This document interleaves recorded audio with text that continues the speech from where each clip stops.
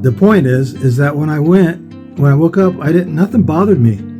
The things that I would usually get upset, like driving on the road if somebody cut me off or something, when I got to Walmart, all these things, none of it mattered. And I had nothing but this compassion for people. And as I think back to it, it was unconditional love like God would have towards us, if you will.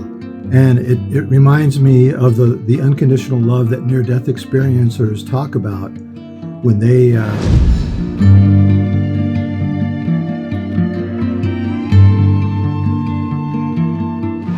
Hello, my friends. How are we doing today? So, I want to talk a little bit about love. I think love is highly misunderstood. And one of the things that my beautiful wife likes to say is, what would love do? And that's one of my favorite sayings that I've adopted myself. And even the scriptures teach that love is all there is after everything else passes away. It's an interesting scripture in 1 Corinthians, I believe. I'll have to look it up. I'll look it up and post it. Anyways, so what does that mean? What is love? Love is not the warm, fuzzy feelings that we tend to associate it with, and not necessarily the romantic love, although that can be part of it. The kind of love I'm talking about is really unconditional love. And so what does unconditional love mean? Well, if you just think about it for a minute, unconditional love means no conditions. So what if somebody's a real a-hole, and, maybe they're a family member or we're a close friend or whatever. Can you love them unconditionally? I think so. I think maybe that's one of the things that we're here to learn. And now people often say, I'm never going to forgive that person for what they did to me. And that's another thing that I think people misunderstand is forgiveness, and they kind of go hand in hand. Forgiveness doesn't mean that you approve of what somebody did or how somebody treats you, or that you are okay to go along with it. Forgiveness is more for you than it is for them. There's a saying by the Buddha that's also another one of my favorite sayings, and holding on to anger is like drinking poison and hoping the other person that you're angry at dies. And so if you think about it, it's true. The only person that gets hurt is you. And that's where forgiveness comes in. You let go of it so that you're not bound by it anymore. You're not triggered by it. That doesn't mean you approve of what they did, and also doesn't mean that they get to get away with what they did. People often hold on to unforgiveness and anger, thinking that, well, that allows the person to get away with it. Well, they already got away with it, unless they got punished somehow or another. But then again, they often aren't remorseful. And so, but that's about them. It's all about them. So what can you do? You forgive and move on. That doesn't mean you have to be around them or you have to put up with them, that kind of thing. I think that is approaching unconditional love, especially if it's a family member that you love, but you don't want to be around them. I think that's an important thing to do. And I think that it's important also for spiritual growth, to get closer to God or to your higher self, if you will, and move forward. What about somebody who's done something really horrific towards you, or, like a parent who maybe has had a child assaulted severely or even murdered, that kind of thing. Are you supposed to forgive them and have unconditional love for them? I don't know if I would say you're supposed to. You don't have to do that. That's your choice. That's the other thing, is allowing people their choice. Again, though, it's to free you from that burden from living in the past and from the pain and suffering that it brings up. They already got away with it, that kind of thing. And I'm not saying that that's an easy thing to do, and I'm not judging anybody who doesn't do that. But part of unconditional love is accepting people for who they are, whether they're a terrible person or not. That doesn't mean you got to be around them or you got to put up with them or you have to approve of what they do. You accept things as they are and move on. And that's, again, mainly for you. And I think that's unconditional love. But this really plays out mostly in our own families and relationships with friends and family and business partners and that kind of thing. And that's where it's important, to allow people to be who they are, even if you don't like who they are, or even if you don't approve of their actions or the things that they're doing. That's another thing, is you choose how you react. And most of the times when we get angry at somebody, it's because they're not acting the way that we think they should. And we want to change that, and so we're going to punish them somehow by not forgiving them. Well, you're not. You're only punishing yourself mainly. And sometimes you can reconcile. Now, I did a video a long time ago, and I probably should do another one on this because it's an old video, but it's on this channel, about how to heal rifts between family members or relationships and so on and so forth.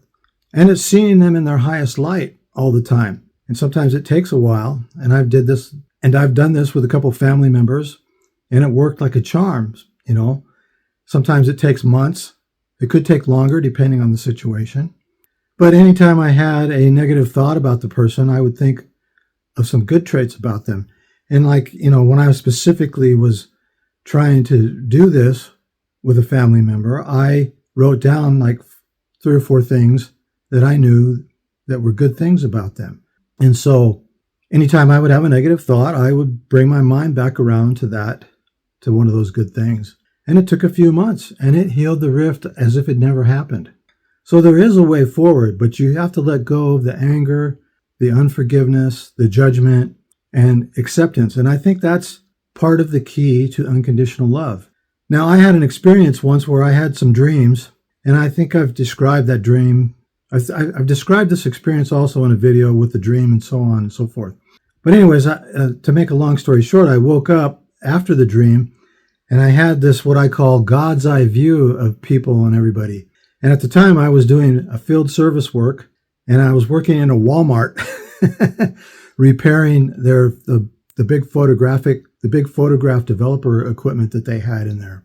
And so, people post videos and joke around about the things that go on in Walmart and so on, but most people only spend maybe an hour at most in Walmart, and I often say, well, try spending 8 hours in a Walmart. It's like your own personal hell almost. And so, I had my feelings about having to go to Walmart and do all these things. I think I was working on it for about a week.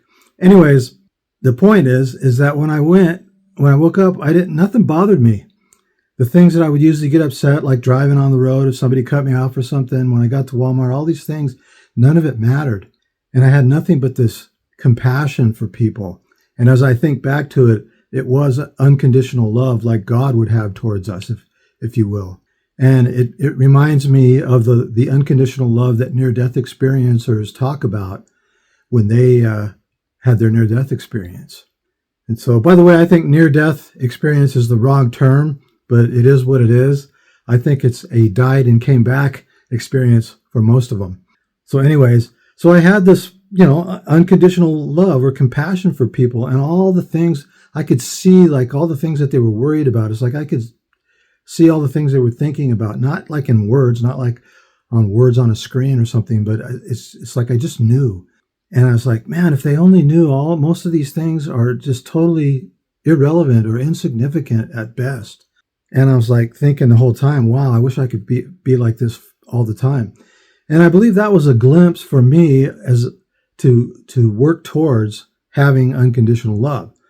Now, I still have a long ways to go. I still get irritated, do the things that I've always done, but I do it a lot less, and I catch myself when I do it. And so that's why I say, ask yourself what love would do before you react to something, because you're responsible for how you react. We often say, oh, that person made me mad. It's like, nope, nobody made you mad. You chose to be mad. Okay. Now, there's some legitimate times to be mad, but again, you choose how you react. You're in charge of how you react to anything. And it's most often our reaction that causes us the pain, the suffering, that kind of thing. If we could catch ourselves before we react and rethink it, and ask ourselves, what would love do? I think that would, that could change the world. Now, I understand that's not going to happen overnight. But especially with all the things going on in the politics and, the world right now, people are on edge and so on and so forth. I think it's important to work towards that. And I think it's important for our spiritual progression to do that. The other thing is to be honest and truthful in all things. And that's not easy to do. I have a little challenge that I give out. Take a week or two and try to be 100% totally honest in everything you say and do. And you might be surprised at all the little white lies that you tell, or or the lies of omission, if you will, that kind of thing. And I've made this challenge 3 or 4 times or more on videos and on Facebook and other social media, Instagram probably. And I always say, come back and tell me if you've tried the challenge and how to go. Never once have I had anybody come back and give me some feedback on it. So I would love some feedback in the comments if you would. And so also, friends, I would appreciate it if you would like and subscribe to this channel if you like what you hear. And also in the comments, tell me subjects you want to talk about. Some of the subjects I'm thinking about is the understanding the different layers of the scriptures and what they mean and what they really mean. And it's not what most people think they mean, in my opinion. We could talk about that. We can talk about specific scriptures. I think the scriptures get a bad rap from people who don't have a background in them, or maybe they had some things happen when they were growing up in religion and church and so on and so forth. And so they sometimes discard the whole things. I see the scriptures, I see the value of the scriptures in the metaphor and the allegory mostly. And I do have a video where I've talked about that a little bit, but I'd like to get into that in more depth. If people want to hear about that, let me know. Again, in the comments. Tell your friends. I'm also starting a new channel, and I'm on and I did a video. My last video kind of touches on that. Well, it talks about this. I'm 67 years old, and we all think, well, that's old, and I've been feeling it. I've been waking up stiff and inflammation in my knees and not being able to do some of the things that I used to do, or at least do them to the degree that I could do them. And so I've embarked on this mission to kick aging's ass. Biohacking, alchemy for aging. And so I'm going to do a separate channel on that and kind of document my journey and where it goes. And let's see if I can kick aging's ass, or aging will kick my ass. So I know a lot of people are going to go, oh, aging always wins.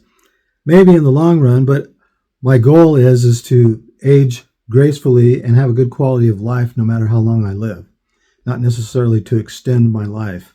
So I will when I do that, when I get that channel up and running, I will post some links to it, and I'll probably plug it every now and then on this channel. And so with that, I'll go ahead and sign off, my friends. Peace out.